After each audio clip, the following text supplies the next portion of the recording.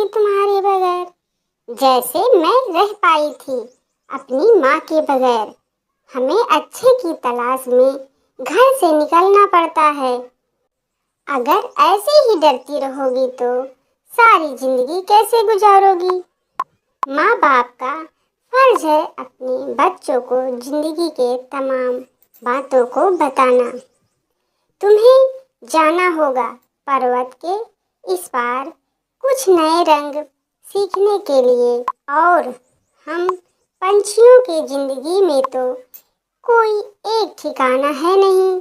मैं ज़्यादा उड़ नहीं सकती, मैं बहुत बूढ़ी हो गई हूँ। मैंने अपने बड़ों से यही सीखा है कि कैसे अपनी ख्वाहिशों से अपनी तमन्नाएं कैसे अपनी नस्ल में देखते हैं। मेरी प्यारी बच्ची, ये हकीकत है कि शायद मैं ज़्यादा देर जी ना पाऊँ। नहीं माँ नहीं, ऐसे तो ना कहो। हाँ, ये हकीकत है जिसे झुठलाया नहीं जा सकता। पर्वत के उस पार बाहर का मौसम है। जाओ, अपनी जिंदगी की खुशियाँ वहाँ ढूंढो। कुछ और पक्षी भी वहाँ जा रहे हैं, तुम उनके साथ ही जाना और उनका साथ न छोड़ना। अगर रास्ते में कोई भी मुश्किल हो तो घबराना नहीं, अपना नेक खानदान का ख्याल रखना। जिंदगी प्यार और एहसास का नाम है, और जो बातें मैंने तुम्हें बताई है, ये बातें तुम्हारे पास अमानत है। इसे अगली नस्ल तक पहुंचाना तुम्हारी जिम्मेदारी है। हाँ माँ, मैं करूँगी। मैं अपने पूर्वजों की जिम्मेदारियों को हमेशा पूरी करूँगी और एक अच्छी जिंदगी गुजारूँगी। वो सामने देखो, कौवे का घर है, शायद वहाँ कुछ और भी पक्षी इकट्ठे हों। तुम इनके साथ ही निकल जाओ।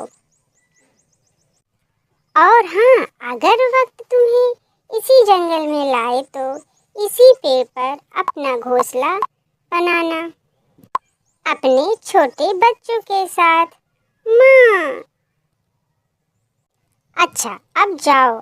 और रानो चिड़िया की बेटी टोनी चिड़िया पहाड़ की तलाश में पर्वत के इस पार सफ़र के लिए निकल जाती है। यहीं पर तो और भी पक्षी दिख रहे हैं। आ जाओ छोटी टोनी चिड़िया, तुम्हारी माँ नहीं जाएगी क्या? नहीं माँ, बहुत बीमार है, वो उड़ नहीं सकती। तुम घबराओ नहीं, हम हैं ना तुम्हारे साथ। और परावासी करने वाले तमाम पक्षी अपना सफ़र शुरू करते हैं।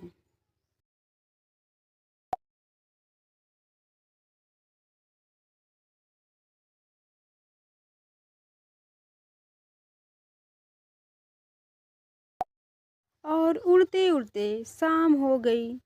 रात जाने के लिए ये जगह ठीक है। सभी लोग यहीं पड़ाव करो। सभी पक्षी पेड़ों पर बैठ जाते हैं और कितना वक्त लगेगा? कितना सफर है? अभी छोटी टोनी चिड़िया ने पास बैठे तोते से पूछा। हाँ, मैं ये सफर अपनी जिंदगी में दूसरी बार कर रहा हूँ। हम कल शाम होने से पहले पहुँच जाएंगे। क्या वो जंगल ज्यादा खूबसूरत है? नहीं, तो फिर हम क्यों जा रहे हैं उस तरफ? खूबसूरती तो तुम्हारे अंदर है। अगर तुम्हारे दिल खूबसूरत हैं, खुश हैं और किसी के बारे में कोई बुराई नहीं है तो हर जंगल खूबसूरत है। हाँ, ये कह सकते हो कि इस जंगल में बाहर का समा है। और वो ऐसे कुछ देर तक बातें करते करते सो जाते हैं। सभी पंछी उठो, सफर शुरू करना है। समय बहुत कम है, हमें जल्दी से अपने सफर पर जाना होगा। और कुछ ही देर में अपना सफ़र शुरू कर देते हैं। अभी कितनी दूर है? वो पहाड़ नजर आ रहे हैं ना, इनके पार जाना है। हमें, हाँ, वो तो पास है। अब सफ़र थोड़ा ही रहता है। अब वो पहाड़ों की दूसरी तरफ जंगल में पहुंच जाते हैं। मेरा ये पहला सफर है। तोते अंकल, क्या मुझे अकेला रहना होगा? यहाँ नहीं, कोई तुम्हारा इंतजार कर रहा होगा। तुम घबराओ नहीं। कौन कौन मेरा इंतजार कर रहा है अंकल, जल्दी बताओ। तुम्हें खुद ही पता चल जाएगा टोनी चिड़िया। सारे पंछी अपना अपना ठिकाना ढूंढने लग जाते हैं और टोनी चिड़िया नदी के पास के पेड़ पर बैठ जाती है। माँ, वो देखो, दूसरे जंगल से पक्षी आए हैं। हाँ बेटा, हमारी जिंदगी में तो सफर करना ही पड़ता है। और फिर अचानक से चिड़िया के बेटे की नज़र टोनी चिड़िया के ऊपर पड़ती है। माँ, वो पक्षी हमारे खानदान का लग रहा है। हाँ बेटा, वो तो हमारे खानदान से ही लग रहा है। चलो पूछते हैं इससे। बेटा, तुम भी तुम्हारे दूसरे जंगल से आई हो?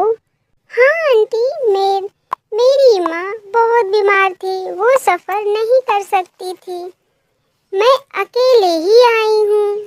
टोनी चिड़िया ने एक सांस में तमाम बातें बता दी। तुम्हारी माँ का क्या नाम है बेटा? रानो चिड़िया, रानो है मेरी माँ का नाम। तुम रानो की बेटी हो? मेरी बच्ची, कितनी प्यारी हो तुम। पता है, जब हम पिछले साल बाहर के मौसम में उस जंगल में गए थे तो तुम्हारी मम्मा ने हमें कितना प्यार दिया था और खाना भी दिया था। चलो उठो, तुम हमारे साथ हमारे घर चलो। तुम अब हमारे साथ ही रहोगी। और टोनी चिड़िया उनके साथ चली जाती है।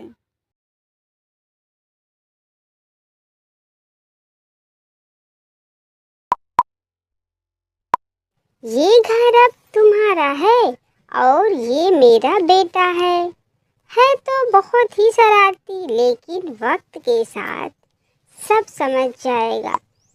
टोनी उसकी तरफ देखती है और शर्मा जाती है और फिर इसी जंगल में खुशियों के साथ अपनी नई जिंदगी की शुरुआत करती है। टोनी चिड़िया अपने मन में अपनी माँ के बारे में सोचती है और कहती है, माँ, मैंने सीख लिया तुम्हारे बगैर रहना।